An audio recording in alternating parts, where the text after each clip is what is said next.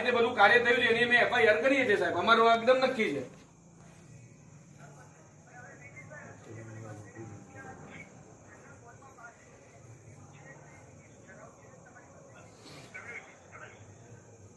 નહીં નેમિશભાઈ સાહેબ, આપને ઇન્ટરપ્ટ કરું સાહેબ. આ નેમિશભાઈ, અમારે ટ્રસ્ટી જોડે તો વાત કરવી જ છે, અમને ટ્રસ્ટી જોડે વાત થશે, નહીં તો અમે એફઆઈઆર કરવા જવાના જ છે. મતલબ તમે એનામાં બિલકુલ બી તમે એમ સમજતા નહીં કે આ વસ્તુ બહુ મોટી છે અને તમે એકદમ હળલતું ખોટું કર્યું છે. અમે નહીં આનામાં ઝૂકવાના નથી.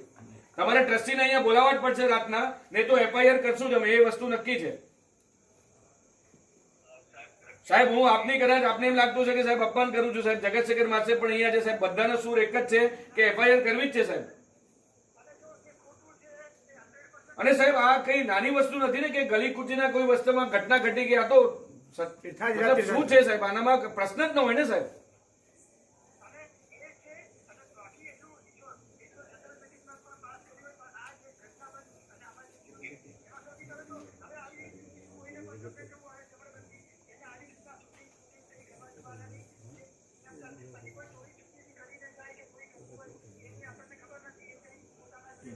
બહુ હોશિયારો છે, એમના સિક્યોરિટી ગાર્ડ લોકોના ફોન લઈ લઈને 500 રૂપિયાનો ફાઇન ભરાવે છે. બધું લોકો માટે તો બહુ સરસ કાયદા છે અહીંયા સાહેબ, ફટાફટ.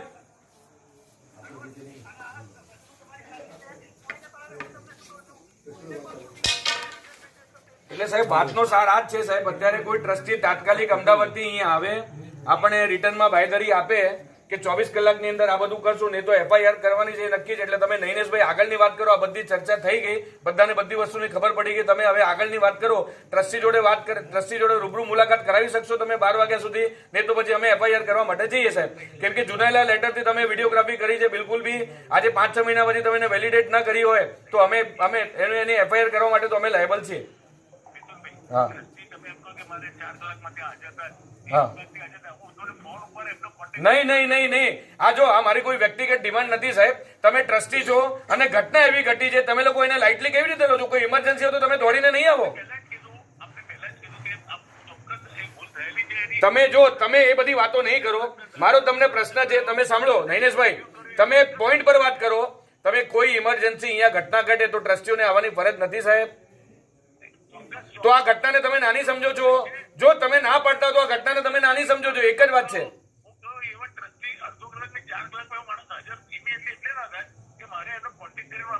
ને તો પછી તો મિચ્છામી દુક્કડમ, તો તમે જો તમને તમારા મેનેજમેન્ટનું બંધન છે, અમને અમારા શાસનનું બંધન છે, અમે ચલાવવાના નથી. એફઆઈઆર તો થશે જ સાહેબ.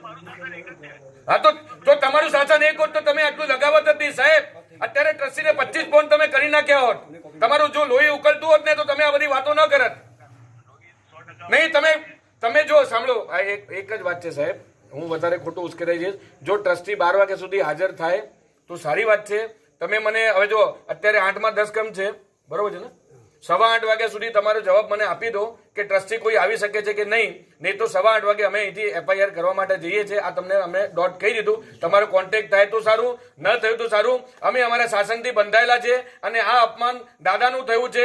જો એક જૈનનો બચ્ચો પણ પોતાના દાદાને પોતાને સમજતો ને તો એના મોઢા પર થૂ છે, જો આનો વિરોધ ના કરે તો. તમે કઈ રીતે એક માણસના ફેવર કરવા માટે આવી બધું કરી શકો છો? અને તમે લોકોને કહો છો તમને શરમ આવી જોઈએ? અરે કરી છે તમે કહો છો પ્રેમલભાઈને કહ્યું છે, આ બધું ફેવર જ કરી છે તમે. 8:15 વાગ્યા સુધી જવાબ આપી દો. ટ્રસ્ટી જોઈશે, રૂબરૂ જોઈશે, આવે તો ઠીક છે, નહીં તો અમે પેઢી પર અમે એફઆઈઆર કરવા જઈ રહ્યા છે અને આખા ભારતમાં અમે આ વાત ફરાવશું અને બધું જ કરી ચૂકશું અમે. તમે આમાં અમને ઓછા નહીં આપતા, પછી શું થાય છે જોવાઈ જશે. હાજી, તમે 8:15 વાગ્યા સુધી જવાબ આપેલો છે દિનેશભાઈ.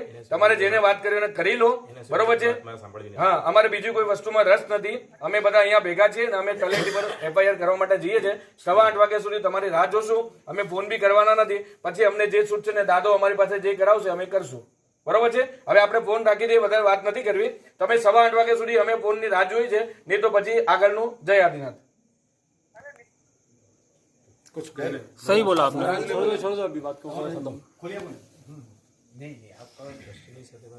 रिपोर्टर अरविंद राठौड़, सूरत।